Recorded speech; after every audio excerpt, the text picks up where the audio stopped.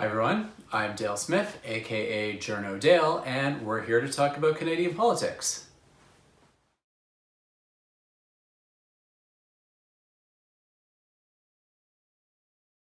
It's time for our American friend TJ to ask us some stuff about Canada. TJ? Hi Dale.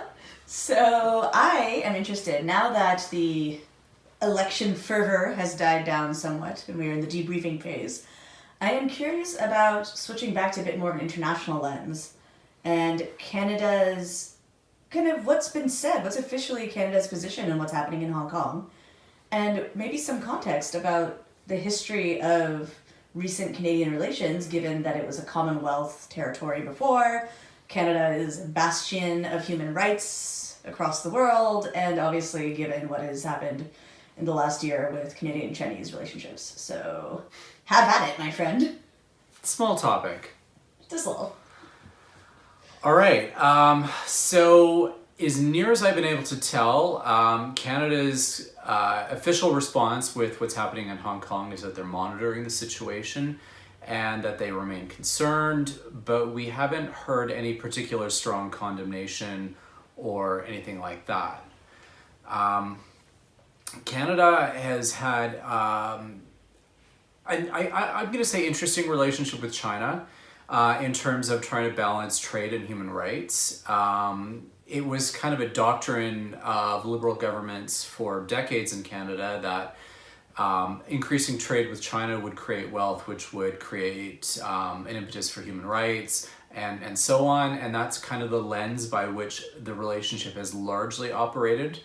I know the Conservatives under Stephen Harper tried to take a tougher line, and that lasted only a few years before they kind of had to basically apologize and save face a little bit with the Chinese leadership and kind of walk back some of their tough talk in order to get the trading relationships that we need, being as China is the country's second largest trading partner.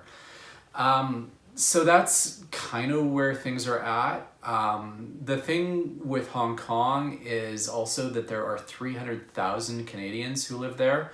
So that creates, I guess, a situation where the government has really been, I guess, seen to be paying somewhat closer attention, because if things go pear-shaped, then we may need to have a mass evacuation of our citizens, like what happened in Lebanon about a decade ago. And that's really interesting, especially because I'm just thinking through, one, the diaspora implications, the Canadian diaspora, and then two, the idea that there's an element of potential precedence here that I'll be interested to see how the new government navigates, because whatever one sort of says and comes out as a statement on Hong Kong, you are then opening the door for the Taiwan contingent to say, you know, what is going on with us then? How can you, Canada, sort of be supporting the Hong Kong rights and cultural status and all this and not ours?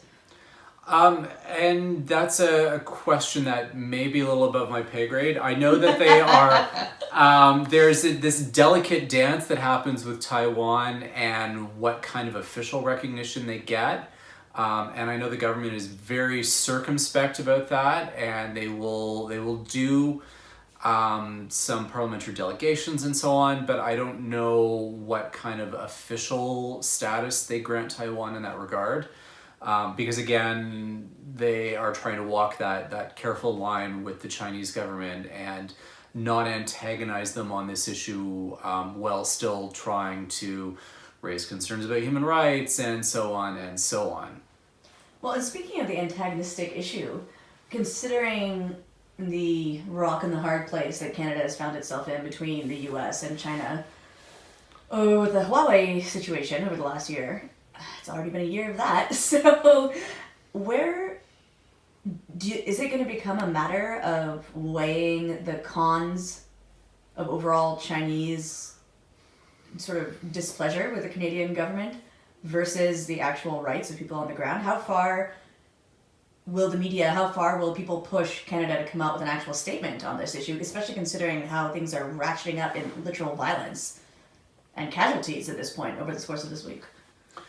That's a very good question. I know with the difficulties we've had over the last year or so, Canada's one real position has been that we need to maintain our international agreements and the international rules-based order of things, and that's kind of been like one of the guiding stars and principles, which is why the arrest and extradition request for Meng Wanzhou has basically, they're not capitulating on that because we have international treaties that mean something.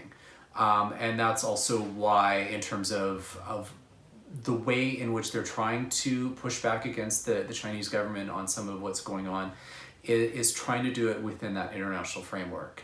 One of the things Canada has been successful in doing is mobilizing its allies in, I guess, condemning China on some of what's been going on, or at least letting their allies know, or our allies know, and for them to express their own displeasure, because China doesn't like that very much, and they don't like us basically standing up for ourselves, and they try and dismiss our allies, even though the EU is a pretty powerful ally to have in a situation like this.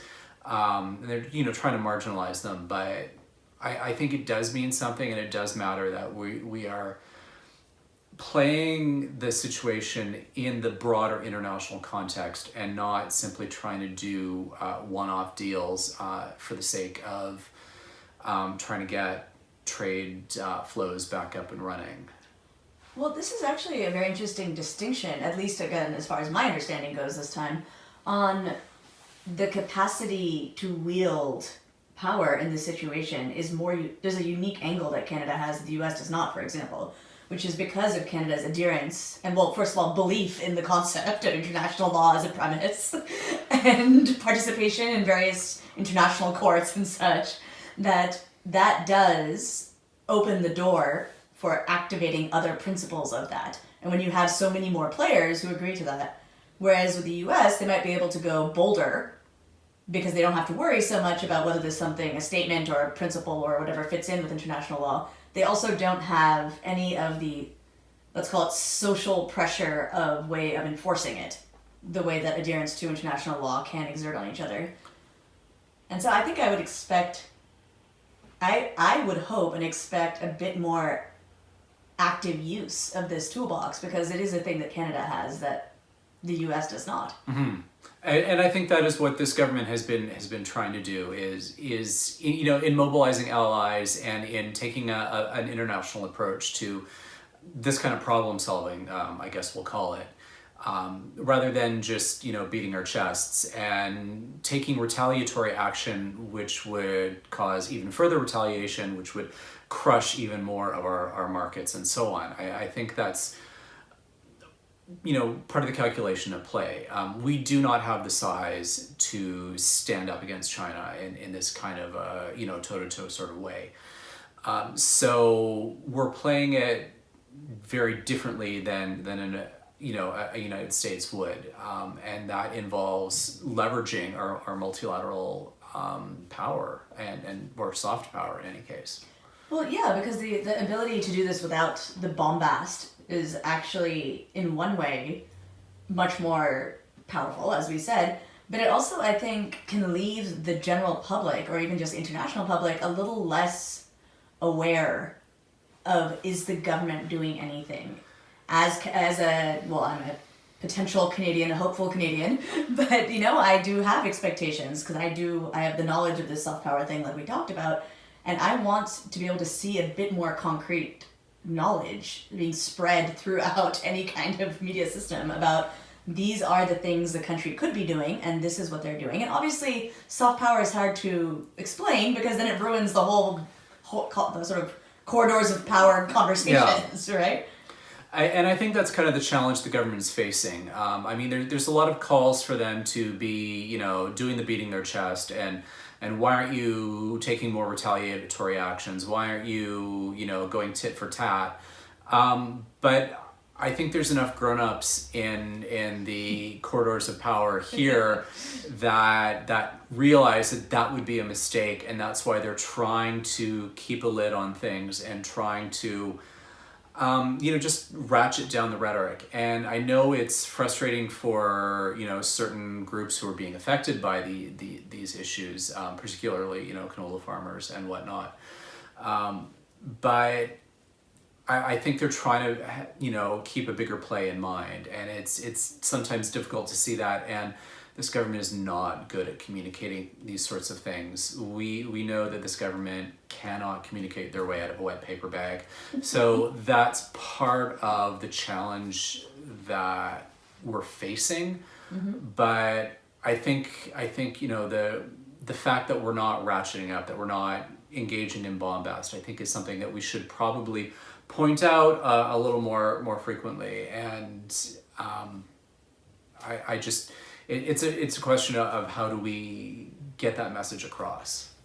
And I think that is actually kind of the crux of my curiosity around this topic is it does come down to if one knows there is a difference, both in the potential tools and methods that Canadians can use or Canadian governments can use versus American governments or American presidencies and administrations, we should know that there's a difference, right? It's not that because the Canadian government isn't doing visually to the public like the same kind of messaging, not that nothing is happening. And I think I have felt a bit of that distinction and frustration from people abroad as well, directed both at the Americans, which is more par for the course in this kind of thing, as well as at the Canadians being the inventors of, peacekeeping and responsibility to protect and right to protect and all of this. So it'll be really interesting, I think, for us to keep an eye on this and see if Canada kind of grows into its own, I guess, communications, like you were saying, it grows into its own brand, really. And how do you sort of communicate that, not just like you were saying here, but also to the 300,000 people, I had no idea, Canadians living in Hong Kong who are, at ground zero for this. Yeah. And the signal we'll get is in a couple of weeks when the cabinet shuffle happens and whether Chrystia Freeland remains as foreign minister or if he decides to shuffle her to a different portfolio, possibly a more problem-solving domestic one with the whole Western situation, because she is someone who was born and raised in Alberta and could leverage that in some capacity. But we'll see what the signals are when that cabinet shuffle happens. Well, I am looking forward to being curious about the implications of every single cabinet shuffle area, so get ready for that. And thank you for indulging something that ended up being more of a grilling on the defensibility of Canadian positions on human rights. You did very well. I am to please. And that's everything for this week. Join us again next week for some more Canadian politics. I'm Dale Smith. That's at journo_Dale on Twitter. And don't forget to like the video, share, subscribe, and support us on Patreon. Thanks, everyone.